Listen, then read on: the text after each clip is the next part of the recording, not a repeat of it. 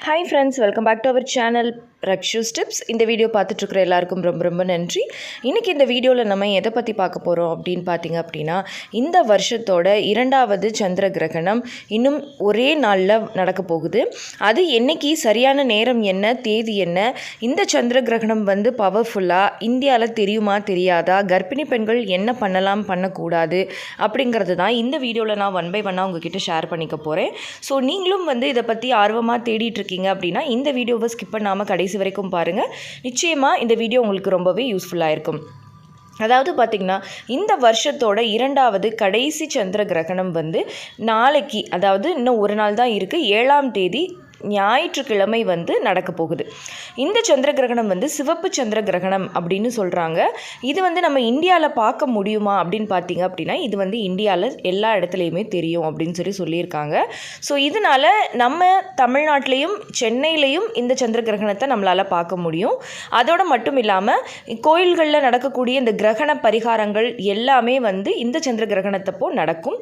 ஏன்னா வந்து இது வந்து நம்ம தமிழ்நாட்டில் இந்தியாவில் எல்லா இடத்துலையுமே இதை வந்து பார்க்க முடியும் அப்படிங்கிறதுனால இது வந்து கொஞ்சம் பவர்ஃபுல் அப்படிங்கிறதுனாலையும், இது வந்து பார்த்திங்கன்னா கோயில்கள்லையும் இந்த கிரகண விதிகள் பரிகாரங்கள் இது எல்லாமே வந்து செய்வாங்க.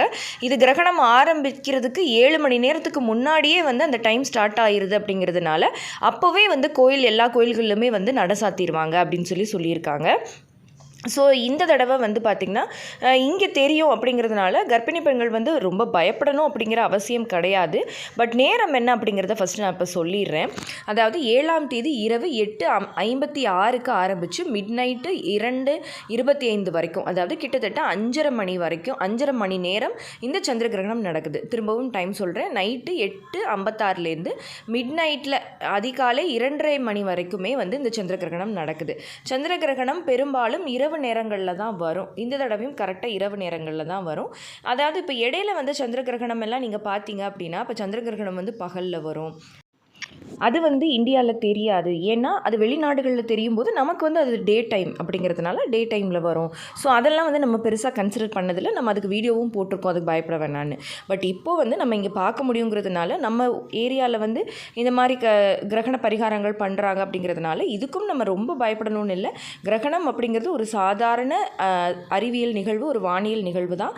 இதில் வந்து நம்ம டே டு டே லைஃப்பில் டெய்லி நம்ம எப்படி இருக்கோமோ அப்படி இருக்கலாம். பட் இருந்தாலும் சில விஷயங்கள் அந்த டைமில் வந்து கொஞ்சம் ரேடியேஷன்ஸ் ஜாஸ்தி இருக்கும். அப்படிங்கிறதுனாலையும் நம்ம வந்து கிரகண நேரங்களில் நம்ம வீட்டில் வந்து சில பேர் வந்து ட்ரெடிஷ்னலாக சில விஷயங்கள் ஃபாலோ பண்ணுவாங்க. அதை வந்து நம்ம கண்ணை மூடிட்டு பண்ணாதீங்க அப்படின்னு சொல்லவும் முடியாது. ஸோ அப்படி பார்க்கும்போது இது வரைக்கும் வந்த கிரகணங்களை விட இந்த கிரகணம் வந்து நமக்கு கொஞ்சம் கவனமாக தான் இருக்கணும். நைட் நேரம் அப்படிங்கிறதுனால பெரும்பாலும் நம்ம வெளியில் போக மாட்டோம். ஸோ நீங்கள் ஒருவேளை ஏதாவது ஒரு லாங் ட்ராவல் பிளான் பண்ணியிருக்கீங்க, நைட்டு ட்ராவல் பிளான் பண்ணியிருக்கீங்க அப்படின்னா அதை முடிஞ்ச அளவுக்கு கொஞ்சம் தவிர்த்துக்கோங்க. அனாவசியமாக அன்வான்டாக வெளியில் போக வேண்டாம். அதே மாதிரி 8:56 அப்படின்னா நீங்கள் வந்து ஒரு 7 o'clock, அதாவது 7 மணிக்கே நைட்டு உங்களோட டின்னரை முடிச்சுட்டு அதுக்கப்புறமா அந்த கிரகண நேரங்களில் எந்த மாதிரியான நான்வெஜ் உணவுகளோ அசைவ உணவுகளோ அப்புறமா வந்து பார்த்தீங்கன்னா ஈஸியாக டைஜஸ்ட் ஆகாத உணவுகளையும் எடுத்துக்கிறத அவாய்ட் பண்ணிவிட்டு, அந்த 7 மணிக்கு நீங்கள் எடுத்துக்கிற உணவுமே வந்து பார்த்திங்கன்னா கொஞ்சம் இட்லி இடியாப்பம் அந்த மாதிரி ஈஸிலி டைஜஸ்டபிள் ஃபுட்டாக ஃப்ரூட்ஸ் எல்லாமே முன்னாடியே எடுத்துகிட்டு அதுக்கப்புறம் நீங்கள் பாட்டுக்கு அமைதியாக போய் படுத்து நல்லபடியாக தூங்கிக்கலாம். அதுக்காக இடையில வந்து தண்ணி கூட குடிக்கக்கூடாது அப்படிங்கிறது கிடையாது. நார்மலாக நீங்கள் இடையில தண்ணி குடிச்சிக்கலாம், எழுந்துக்கலாம், தூக்கம் வரலைன்னா கொஞ்சம் நேரம் உட்காந்துக்கலாம், எல்லாமே பண்ணிக்கலாம். பட் வீட்டில் சொல்லுவாங்க அந்த கிரகணங்கள் வந்து அந்த ரேஸ் உள்ளே வரக்கூடாதுன்னு ரூமை நல்லா கவர் பண்ணிக்க சொல்லி. ஸோ வீட்டில் சொன்னாங்கன்னா நீங்கள் பண்ணுங்கள். பட் அந்தளவுக்கு ஆனால் உண்மையாக என்ன அப்படின்னு பார்த்திங்கன்னா அவ்வளோ ஒரு ப்ரீகாஷன்ஸ் வந்து நமக்கு தேவையில்லை. அவ்வளோ பயப்படணுங்கிற அவசியமும் கிடையவே கிடையாது. ஸோ கர்ப்பிணி பெண்கள் இந்த கிரகணத்தை நினச்சி ரொம்ப பயப்படாதீங்க. சில பேரெல்லாம் வந்து ரொம்ப பயந்துருவாங்க. அதுவும் ஃபஸ்ட்டு ப்ரெக்னென்சி அப்படிங்கிறப்போ ரொம்பவே இந்த விஷயத்தில் ரொம்ப கவனமாக இருக்கணும் அப்படின்னு சொல்லி நினைப்பாங்க. எங்கள் வீட்டில் வந்து டாய்லெட் ஓப்பன் ஸ்பேஸில் தான் இருக்குது, நான் அதுக்காக போகாமல் கஷ்டப்பட்டுக்கிட்டே இருக்கணுமா, அப்படியெல்லாம் நீங்கள் நினைக்காதீங்க. தாராளமாக நீங்கள் வெளியில் போகலாம்.